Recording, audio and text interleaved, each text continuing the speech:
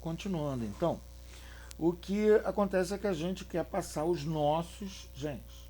Daí que os biólogos evolucionistas ficam estudando, o ser humano tem tal e tal característica, porque tal e tal gene facilitou a vida das pessoas. Exemplo de, básico. Na África tem muita malária, então apareceu um gene lá que se você tem uma cópia dele, você é imune à malária. E aí isso continuou e até hoje a maior parte dos africanos tem esse gene. O problema é só quando você tem dois, você fica com anemia falciforme, se pegar do pai e da mãe. Mas ele deu uma determinada vantagem. Então essa questão da continuidade, da nossa continuidade no tempo, ela ocorre basicamente em função da reprodução. Quer dizer, a gente faz uma nova geração, cria uma nova geração. E isso é uma coisa que não é lá muito simples, na medida em que o ser humano não é tão simples quanto uma planta ou um bicho. Como é que isso vai funcionar numa planta? Dependendo da planta, ela vai soltar um pólen que vai tocar outra planta e fecundar, por exemplo. É uma coisa que não envolve, evidentemente, plantas saindo do lugar que estão plantadas para encontrar com seus parceiros. Mas se você não tiver uma planta macho e uma planta fêmea, você não vai ter fruta, por exemplo. A própria fruta já é uma maneira muito inteligente que Deus fez com que algumas plantas se multiplicassem, se reproduzissem assim, porque ela é um monte de matéria que pode ser usada para alimentar o brotinho. Então cai aquela semente já podendo alimentar o brotinho. Né? Aquela carne da fruta vai apodrecendo. Outros são ainda mais bonitinhos, elas têm uma frutinha que o passarinho gosta de comer. Então o passarinho o intestino do passarinho vai preparar a semente. Quando o passarinho defecar a semente longe, ela vai estar pronta para brotar e as próprias fezes do passarinho vão ajudar a adubar.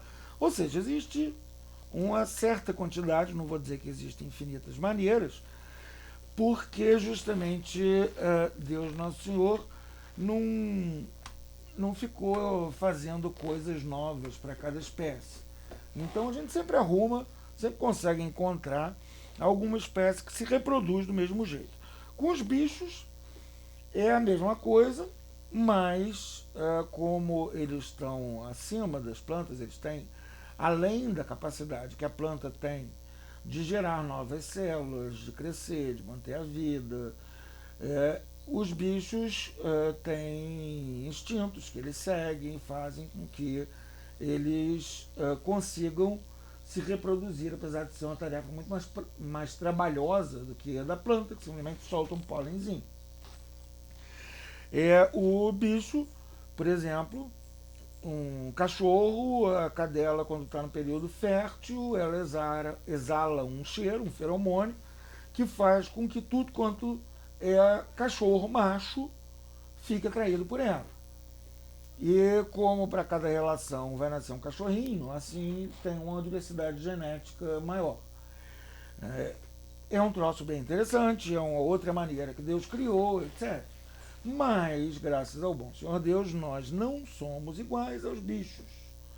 Então, quando vem alguém dizendo, é natural fazer tal e tal coisa porque os bichos fazem, essa pessoa está enganada. Está enganada por quê? Porque o conceito de natural que se usa para falar de coisas que são naturais, antinaturais, etc., em moral cristã, ele não significa simplesmente algo que acontece sem uma interferência racional. Sim, algo que faz com que aquele ser possa chegar à plenitude do que ele tem a potência de vir a ser. Ou seja, é um cachorro. Ele tem a potência, quando ele nasce, ele já tem a potência de vir a ser um grande cão de guarda, um ser extremamente carinhoso, etc e tal, etc e tal. O que é natural para o cachorro é o que o leva a isso. Mas o ser humano, ele é muito mais do que um cachorro. Então, as potencialidades que o ser humano tem são muito maiores do que as do cachorro. Para desenvolver essas potencialidades, a gente precisa, entre outras coisas, de civilização. Para a gente poder aprender a falar, para a gente poder aprender a ler, para a gente poder aprender em livros, para a gente poder aprender a tocar música, que são coisas que nos elevam ao máximo da nossa potencialidade. E isso faz com que esse discurso pseudonaturalista de isso acontece com os bichos, então não há problema moral disso acontecer com o homem, seja um discurso falso. Na medida em que o que é adequado à natureza de um cachorro não é necessariamente adequado à natureza de um ser humano, e vice-versa. E qual é a maneira que é adequada ao ser humano de continuar ao longo do tempo? Quer dizer, o que eu quero dizer com ao longo do tempo? A gente viu como que uma árvore dura 1000 anos, etc., mas também solta um monte de brotinhos. O ser humano não dura 1000 anos, vai durar 120, olhe lá. Mas são as novas gerações que nos continuam. Quer dizer, se a gente pegar os nossos bisavós, trisavós, eles estão, de uma certa maneira, vivos em nós. Além da questão do destino eterno da alma deles, né? Se foi salva, está no céu, ou no purgatório, ou se foi perdida, está no inferno. Há também essa continuidade que atravessa o tempo pelas gerações sucessivas. E isso é uma coisa que, para mim, é fantástica, é linda. Essa continuação das gerações sucessivas. Né? A gente pensar que o chão que o nosso antepassado pisou, nós podemos pisar, a casa que o antepassado construiu, às vezes que a gente nem conhece o antepassado, mas ela ainda está ali, quem sabe até ela ainda esteja na família. Né? Um livro que o antepassado escreveu, um recado dele para a gente. Tudo isso é uma maneira do ser humano, é a maneira do ser humano, na sua vida mortal, continuar ao longo do tempo, ao longo das, justamente, gerações. Com isso, a gente vai ter essa continuidade vital, né? A gente vai estar obedecendo ao mandamento divino de crescer e multiplicar-se. E é assim que a coisa funciona. Mas, não sendo o ser humano igual, graças a Deus, a um sapo, ou um cachorro, um guaxinim, há uma maneira que é especialmente boa para o nosso modo de ser, para a nossa natureza, da gente continuar a vida. Qual é essa maneira? É uma maneira que, mudando um pouquinho aqui e ali, na medida em que nós somos racionais, então nós podemos tomar decisões, às vezes até contrárias à nossa natureza, ao contrário dos bichos, mas é uma coisa que a gente vai encontrar frequentemente em passarinhos. Quando a gente vê um sanhaço azul, a gente fica de olho que a gente vai ver em volta, vai haver uma fêmea do sanhaço azul, que é um bichinho um pouco menor do que ele e verde. Mas eles estão sempre juntos, em casais, são monógamos. Por quê? Porque isso é conforme a natureza deles. Se a gente pega um bicho que é monógamo e a gente tira dele a possibilidade de ter um parceiro, ele vai se apegar desesperadamente a qualquer outra coisa. É assim que a gente pode, por exemplo, criar papagaio. Papagaio é um bicho monógamo. Ele, ao modo dele, encontra um parceiro e fica junto pelo resto da vida. Matinho com a fêmeazinha. Se a gente pega um papagaio filhote, bota no ombro, corta a asa, bota a correntinha, ele não vai encontrar outro. Não vai encontrar um cônjuge. Então ele vai se apegar ao ser humano que está cuidando dele. exatamente como acontece com pintinhos, por exemplo, patinhos, que se apegam à pata instintivamente, ou à galinha, né, a mãezinha deles.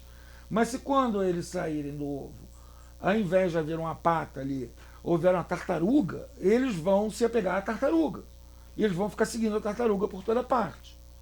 Por quê? Porque eles, tadinhos, só têm o instinto. E o instinto é feito para uma situação determinada, uma situação de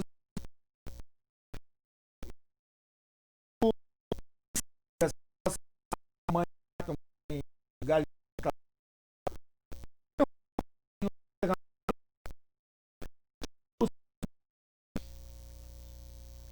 está na nossa natureza a constituição de família, de uma maneira que lembra em alguns aspectos, entre eles a monogamia, o que acontece com os passarinhos, com muitas espécies de passarinhos, mas que também, devido às nossas capacidades racionais de que eles não dispõem, se afastam dele. A um tal ponto que o filhote de um passarinho, quando ele consegue voar, quer dizer, quando ele se torna um passarinho pronto para correr atrás por conta própria no mundo, o equivalente a um adolescente humano, ele cessa as ligações dele com o pai e a mãe, completamente. Ainda mais do que o que a gente vê na escritura, deixará o pai e a mãe para se tornar uma só carne. Na medida em que a gente deixa o pai e a mãe, deixa aquela situação de ser o filhotinho para se unir numa família com outra pessoa. Evidentemente do sexo oposto, porque senão não vai ter continuidade para as gerações. Evidentemente sendo capaz, isso a gente vai ver na próxima aula, sendo capaz de reprodução. Quer dizer, uma pessoa que é impotente sexual, por exemplo, ou uma mulher que não tem a capacidade de ter relações sexuais por algum problema de formação, não consegue contrair casamento validamente. Já os bichinhos vão seguindo os instintos deles. Então, passarinho adolescente, tchau papai, tchau mamãe, foi bom enquanto durou, e ele vai fazer uma família nova. Já a gente não. A gente continua tendo essa noção da família. Tanto que em muitas culturas, o que faz às vezes de sobrenome é um patronímico. Quer dizer, o Antônio filho do João. O Antônio Joansen, ou Antônio Ben João, e por aí vai. Porque justamente o ser humano tem essa noção racional, essa percepção racional de que a sua família é mais do que ele, os parceiros e os filhos pequenos, como acontece com o passarinho. Inclusive, até é uma tristeza, mas os filhos crescem muito depressa. Né? Mas eles continuam dentro de casa, né? Eles continuam, a casa continua sendo deles, por assim dizer. E essa continuidade, ela se opera dentro da família. Então, a gente tem um ser humano qualquer, em qualquer sociedade, a natureza dele vai levá-lo a constituir família. É por isso que eu digo que esse pessoal de ideologia de gênero, etc., pode botar o cavalinho na chuva, pode tirar o cavalinho da chuva, porque não faz sentido. Eles querem acabar com algo que é da natureza humana. Então, se conseguissem fazer uma sociedade como, sei lá, a do livro Admirável Mundo Novo, em que mãe é um palavrão, se conseguissem fazer uma sociedade dessa, o que ia acontecer? As pessoas sendo literalmente criadas em laboratório e depois educadas em bando. Ia chegar num momento que o rapaz ia olhar para a moça ia olhar para o rapaz e, pimba, eles iam constituir a família. Porque isso está na nossa natureza. E a gente consegue vergar a nossa natureza até um certo ponto. Depois que já se vergou naquele ponto, qualquer tentativa a mais vai fazer com que ela volte com 50 vezes mais força. Que é uma coisa que a gente vê em milhares de pequenos detalhes. Como, por exemplo, a geração dos boomers no pós-guerra parou de usar chapéus. O pessoal que nasceu entre 1940 e 1960 e pouco parou de usar chapéu. Quanto tempo durou isso? Durou até eles terem filhos. Os filhos, um belo dia, botaram uma coisa na cabeça e saíram andando. Por quê? Porque está na natureza humana adornar a cabeça com chapéu. Então a gente vê uma molecada enorme hoje em dia andando com, como é que chama aquele negocinho, com a coisinha reta na frente, boné, andando com bonés, e sem saber que tem que tirar o boné quando entra na igreja, por exemplo. Por quê? Porque uma geração deixou de transmitir o componente cultural de algo que tem uma base natural. Então sobrou o natural. O cultural se perdeu. O ser humano, assim, então, ele é muito mais complexo em seu comportamento do que o animal. Mas a natureza humana tem um monte de elementos em comum com a natureza de um monte de animais. E essa questão da reprodução, ela é uma coisa em que a nossa animalidade está sempre muito presente. Porque ela é uma coisa que remete aos sentidos, ao olhar, ao tato, ao paladar, ao aroma mesmo. Para uma pessoa apaixonada, o cheiro da pessoa que ela ama é delicioso. É maravilhoso. Quantos apaixonados não se pegam cheirando uma camisa da pessoa amada, por exemplo? Não é uma coisa muito animal, mas é uma coisa muito humana. Porque nesse ponto, a nossa natureza e a natureza dos bichos estão perfeitamente de acordo. O problema é que nós temos uma certa propensão a fazer besteiras, que é a consequência do pecado original. O bicho segue os instintos. Já o ser humano não consegue seguir sempre a razão.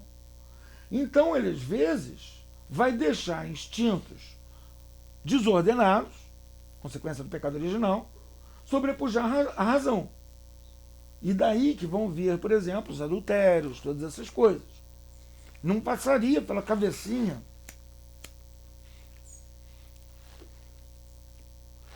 de um sanhaço, por aquele cérebrozinho dele, menor do que uma avelã, trair a sanhacinha dele.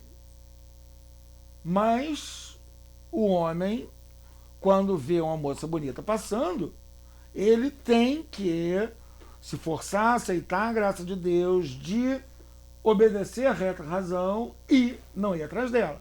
Aos que o fazem, mas estão errados. Eles estão violando a sua própria humanidade ao fazer. Por quê? Porque a nossa humanidade, ela sofreu com a queda, mas ela foi elevada quando o nosso Senhor Jesus Cristo assumiu a natureza humana. Então, um homem nascido há menos de 2000 anos, ele é chamado a ser santo como o Pai é santo. Ele é chamado a deixar e colaborar com a ação da graça para o aprimoramento da própria natureza. Porque a graça, ela não destrói a natureza, ela a aprimora. Ela torna o homem mais humano. O valor da vida humana tornou-se, graças à encarnação do Verbo, quer dizer, graças ao fato de o próprio Deus ter assumido a nossa natureza, o valor da vida humana passou a ser infinito. Antes, o homem já era muito valioso, tendo sido criado à imagem e semelhança de Deus. Mas a partir do momento em que Deus assumiu a natureza humana ganhou um upgrade monstruoso. Então, você tem que escolher, você vai matar todos os cachorros da face da terra ou vai matar uma pessoa? Por favor, mate todos os cachorros da face da terra. Por mais que eu ame cachorros. Mas o valor da vida humana é infinito. E o valor da vida de um cachorro é finito. Como dizia minha mãezinha, cachorro é um saco de couro cheio de afeto. E é verdade, eles são maravilhosos, eu adoro, tenho um monte. Mas nem todos os cachorros da face da terra juntos valeriam um ser humano. O que faz com que esse mecanismo da natureza humana, aprimorado pela graça, que nós veremos na próxima aula, inclusive pelas graças de Estado dos sacramentos, esse mecanismo tenha também esse valor incomensurável. É por isso que a gente tem que brigar pela família. Uma coisa que as pessoas não entendem, por exemplo,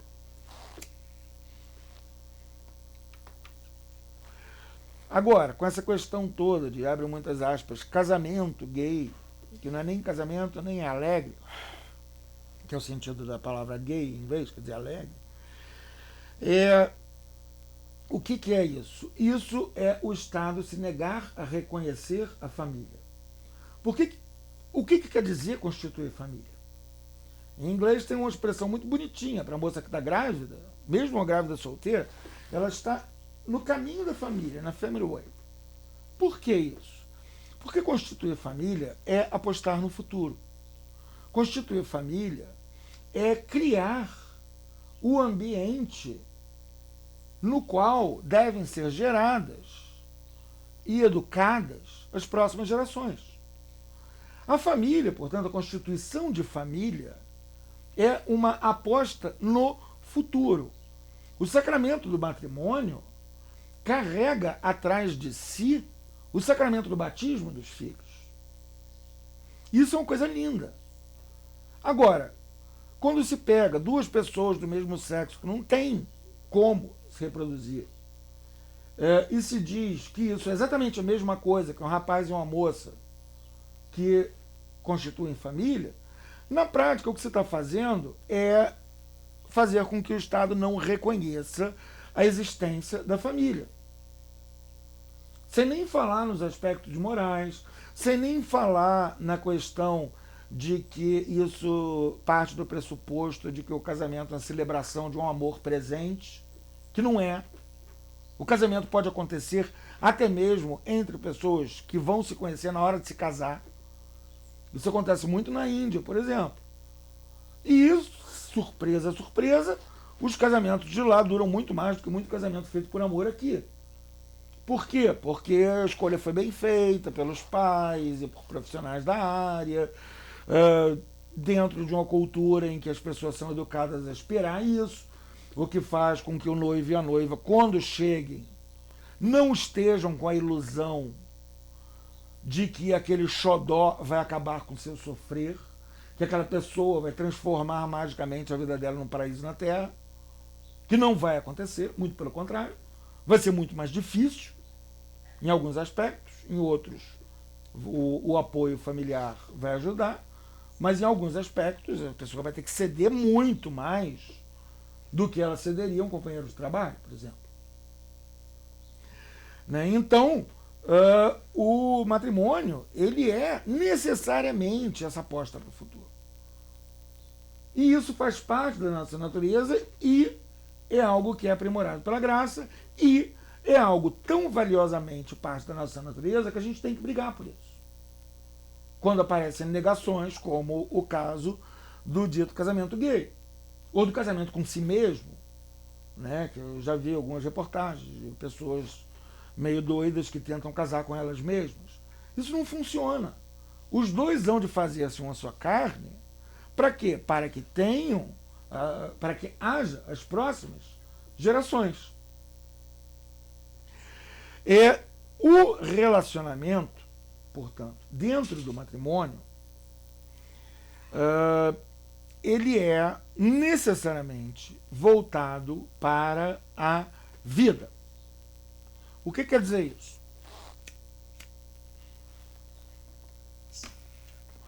Primeiro, aspecto eterno, por assim dizer. Apesar de que o casamento se encerra com a morte. Por isso que uma pessoa pode casar de novo depois que o cônjuge falece, né? Um viúvo ou uma viúva. Mas Nosso Senhor disse que ele é o caminho, a verdade e a vida. Então o casamento tem que ter, por fim último, aquilo que não pode deixar de ser a sua base, a sua causa primeira, que é o próprio Deus, tornado homem. Então o casamento ele só pode funcionar dentro de uma atmosfera de graça divina, de aceitação habitual da graça. Porque essa graça vem, mas o ser humano tem que aceitá-la. Ele pode se negar a aceitar. O ser humano é livre. É o livre-arbítrio. A gente pode escolher entre duas coisas aparentemente boas. Agora, quando a coisa aparentemente boa é trocar a mulher de 40 por 2 de 20, a pessoa estará entrando numa furada muito grande se ela estiver fazendo isso.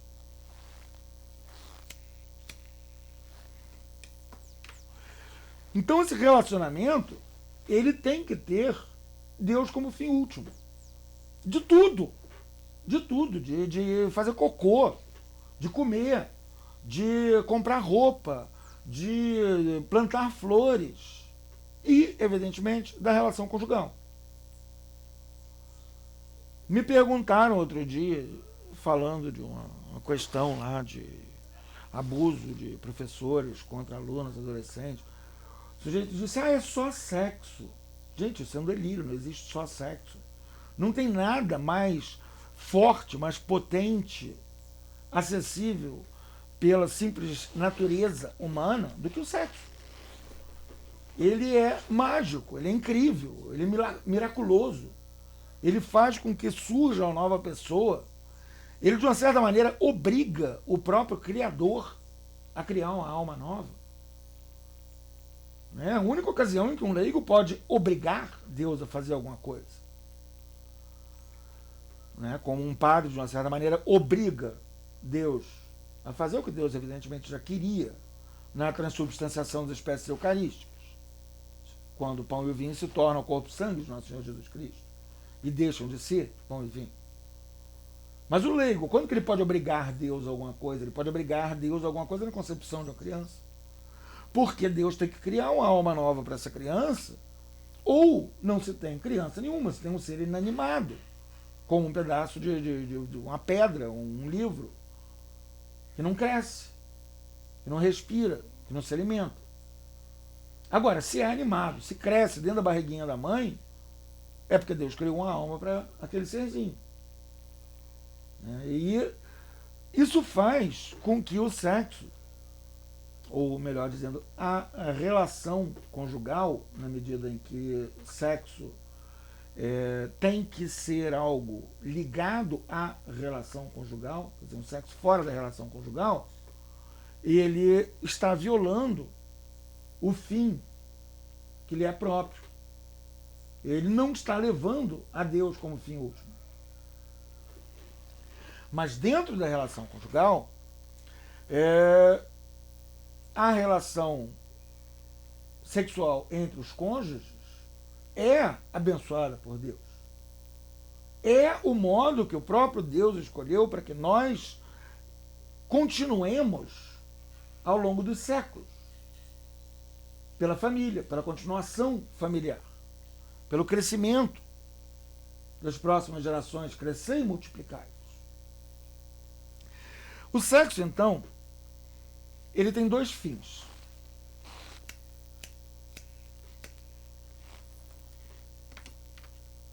Dois objetivos imediatos, que, tendo sido criados por Deus, não são uma coisa que se possa deixar de lado.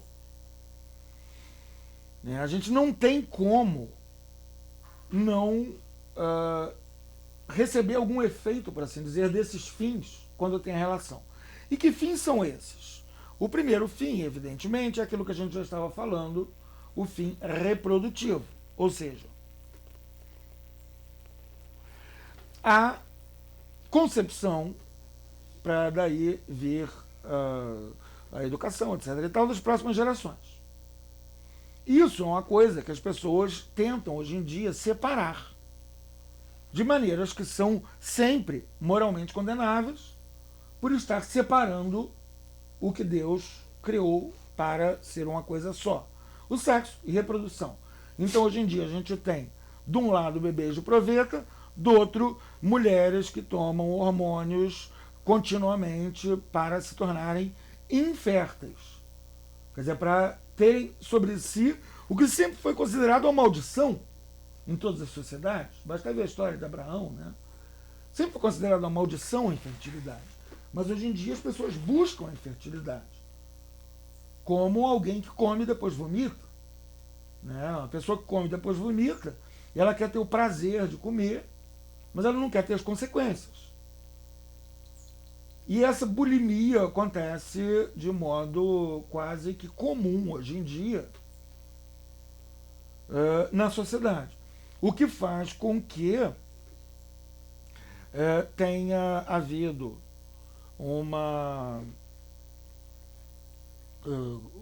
noção, uma visão pela rota romana, que é a burocracia da igreja, que vê se um casamento foi ou não válido, há uma opinião majoritária atual de que o casamento só é consumado quando a relação sexual é aberta à vida, ou seja, quando o casal não está usando camisinhas ou pílulas, etc. Um casamento uma tentativa de casamento que não seja consumada, ela pode até ser anulada, mesmo se ela não fosse nula anteriormente, de tão importante que é a consumação, ou seja, a relação aberta à vida, dentro do casamento. Por quê? Porque o sexo e a procriação são uma coisa só. Do mesmo jeito que o paladar e a alimentação são uma coisa só. Você ficar excitando o paladar sem se alimentar é uma coisa muito esquisita. E mais esquisito ainda, e mais feio ainda, é fazê-lo com sexo na medida em que o paladar e a alimentação servem para a nossa manutenção individual. Mas o sexo diz respeito a todas as gerações futuras. E por isso que ele tem que acontecer dentro do casal, em ambos os sentidos. Quer dizer, ele não pode deixar de acontecer, a não ser que seja uma coisa mútua, que os dois, em comum acordo, resolvam, por exemplo, se dedicar à oração. Mas, via de regra, ele não pode deixar de acontecer, e quando acontece, tem que ser aberto à vida. Isso é uma coisa extremamente importante. Inclusive, pelo fato de que o corpo de um cônjuge é do outro, o termo que se usa em teologia moral, um dos termos, para tratar da relação conjugal, é o débito conjugal. Reparem que coisa forte. Né? O esposo deve à esposa a relação. É por isso que ele não pode se negar, ou ela não pode se negar. Por quê? Porque seu corpo não mais lhe pertence, é do outro, o corpo do outro é seu. Então você tem um débito para com ele, ele tem um débito para com você. E isso é uma coisa muito forte, muito importante. Porque o matrimônio está aí para isso. Os fins do matrimônio são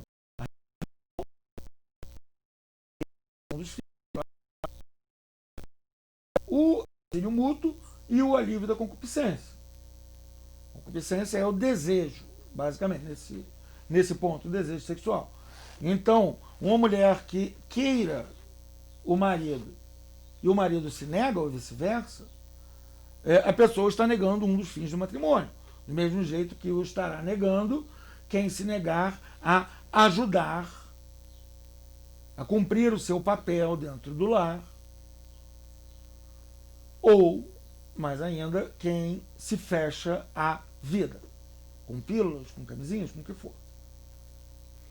Há, evidentemente, para ocasiões graves, para razões graves, doenças, impossibilidades, miséria, guerra, há a possibilidade de não ter, por acordo mútuo, relações sexuais, usando o método Billings, nos momentos em que se está fértil.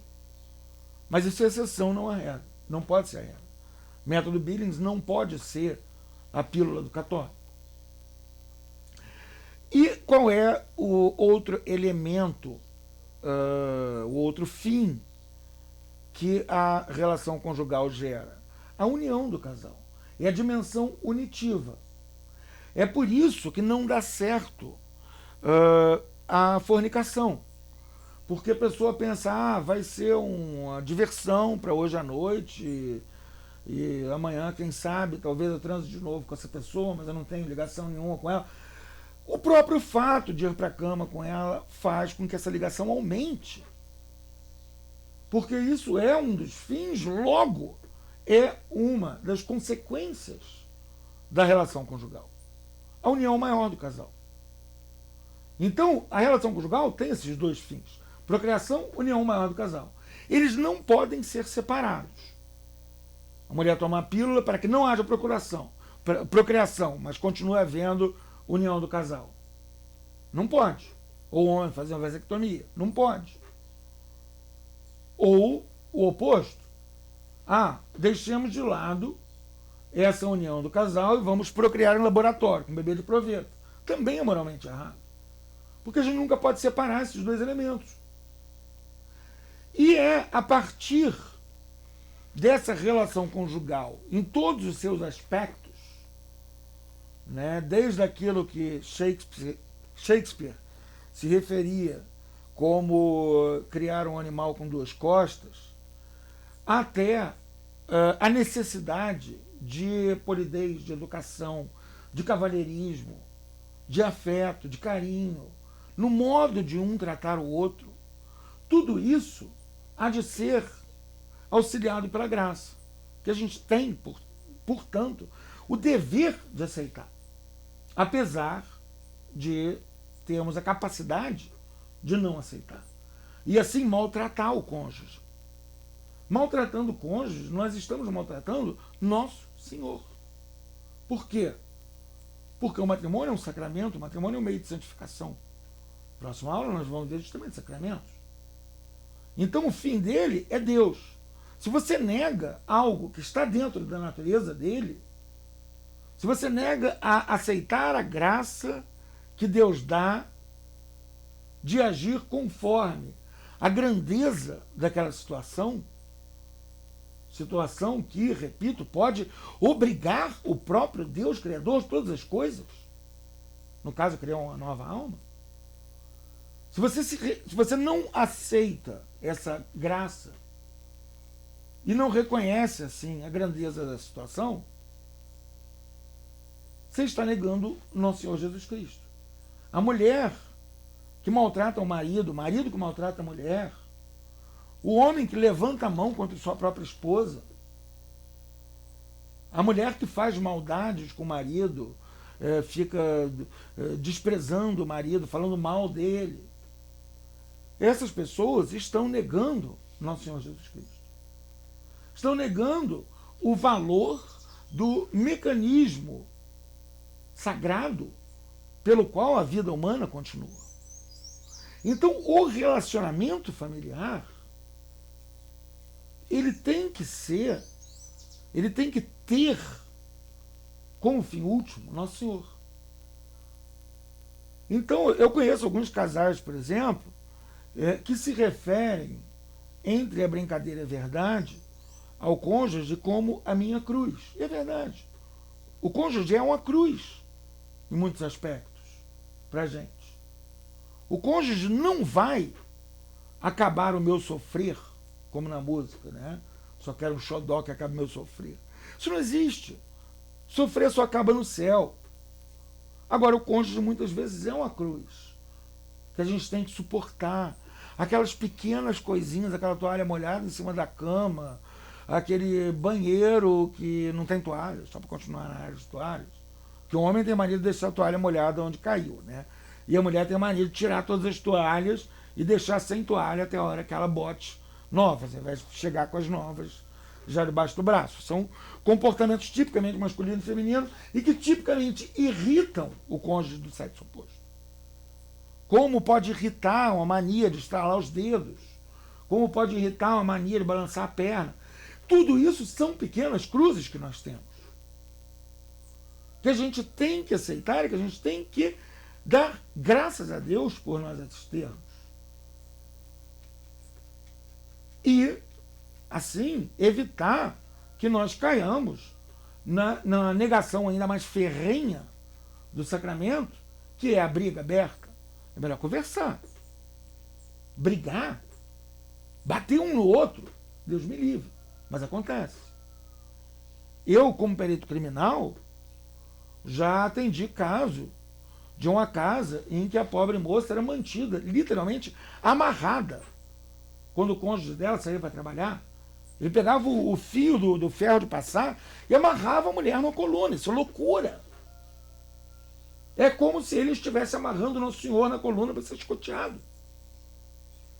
Ou um homem que grita com a mulher.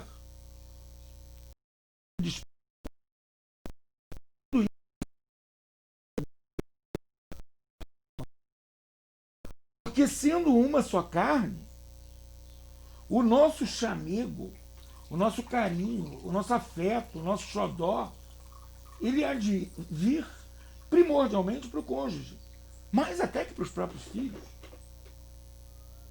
Porque é ele que tem o papel de estar junto conosco construindo aqui. E assim, o matrimônio pode ser e tem que ser o local de santificação mútua. Um local em que ambos vão crescer em virtude e na graça.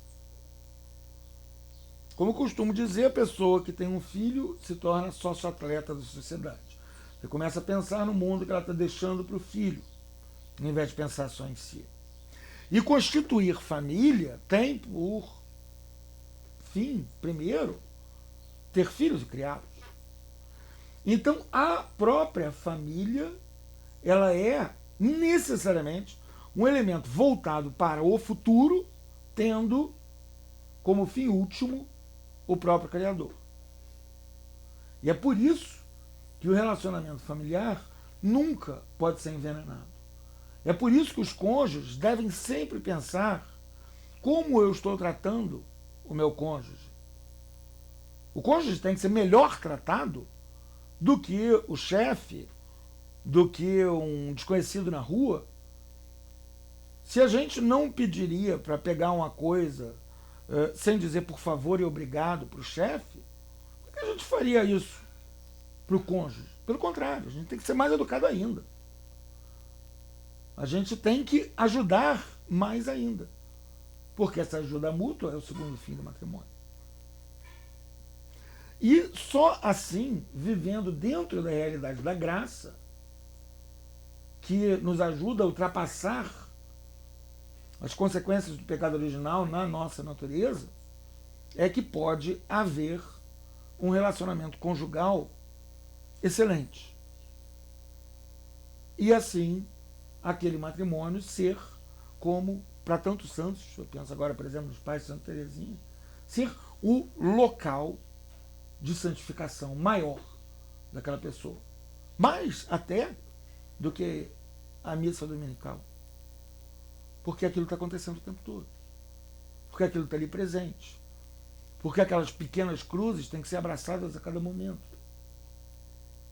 E assim, a gente pode fazer do matrimônio o que ele é chamado assim, um louvor a Nosso Senhor Jesus Cristo. Sendo assim, louvado seja Nosso Senhor Jesus Cristo.